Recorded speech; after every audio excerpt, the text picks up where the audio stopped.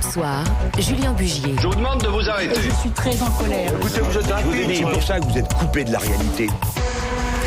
Avec d'abord la carte blanche du jour, un peu particulière ce soir avec vous, Philippe Besson, bonsoir. Bonsoir. Alors particulière parce que vous avez choisi de nous lire ce soir un texte que vous avez écrit. Ça n'est pas vraiment une carte blanche comme on en a l'habitude, c'est plutôt un témoignage sur ce que vous avez ressenti vendredi dernier après l'assassinat de Samuel Paty à Conflans-Sainte-Honorine. Absolument.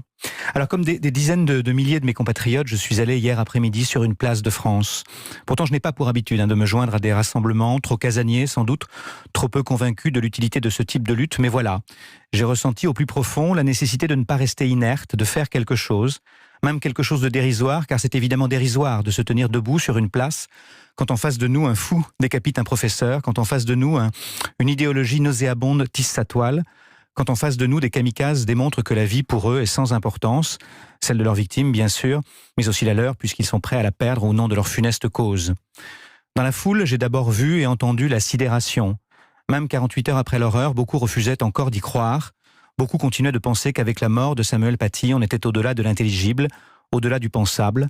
Beaucoup ne parvenaient pas à envisager pareille barbarie, pareil degré de bestialité, et au fond, cette impossibilité, aussi cruelle soit-elle, disait que eux étaient restés du côté de l'humain. Dans la foule, j'ai vu l'effroi, la terreur à l'idée que quelqu'un ait osé, qu'il ait fomenté son plan macabre, qu'il ait orchestré de s'en vanter, qu'il n'ait pas hésité au moment de porter les coups. Alors je sais ce qu'on dira, nous ne devons pas avoir peur. Les terroristes ont réussi si nous prenons peur. Mais qui serions-nous si nous n'avions pas peur ? Je laisse l'indifférence aux monstres, je laisse l'insensibilité aux sauvages. Dans la foule, j'ai vu la tristesse. Parce que, pour reprendre les mots de Jean Vilar, la mort a frappé haut. Elle nous a volé un être admirable qui avait dédié sa vie à l'émancipation des autres, qui cherchait à donner à des adolescents la faculté de penser par eux-mêmes, de s'élever.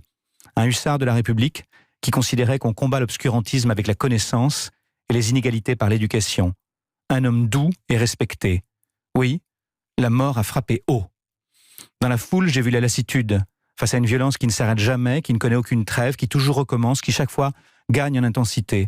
L'accablement de devoir constater que lorsque nous pensons être venus à bout de l'hydre, une autre renaît, encore plus sinistre, encore plus insaisissable et peut-être plus tentaculaire. Dans la foule, j'ai vu la colère, parce que l'ennemi est identifié et que nous ne parvenons pas à l'abattre, parce que nous respectons toutes les lois et qu'il n'en respecte aucune, parce que des élus locaux ou des beaux parleurs se sont montrés complaisants, tandis que nos bourreaux, eux, étaient sans pitié, parce que les réseaux sociaux sont devenus en toute impunité l'antichambre des assassins et de leurs complices, parce que nous devons constater que notre goût de la liberté ne fait pas toujours le poids face à une foi dévoyée.